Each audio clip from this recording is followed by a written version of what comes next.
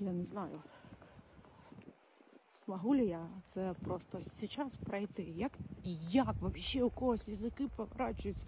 Люди, одумайтесь, воно буде, блядь, в 10 разів більше.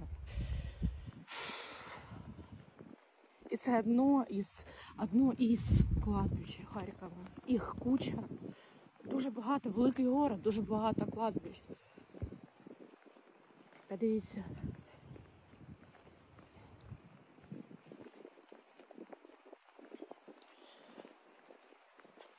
Це настільки жутко, ці влаги тут, що надо. Подивіться.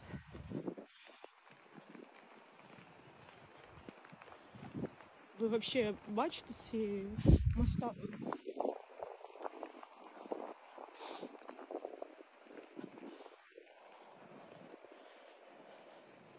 Подивіться, скільки хлопців. А якісь другі отсюда, але я не пойму. Скільки можна писати таку гидоту?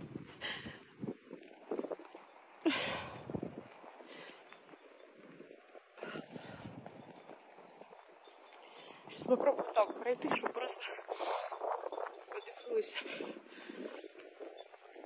Я не знаю, де тут конець, де тут край.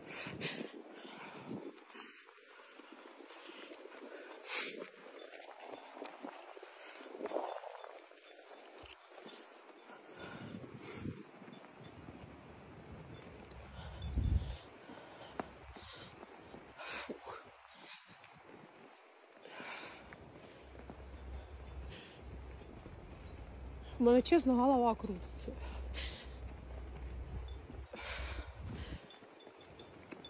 Я не знаю, як це все обійти. Просто так.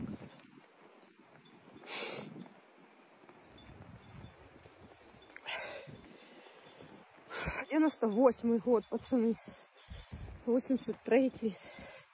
Боже, вообще. 2001 год.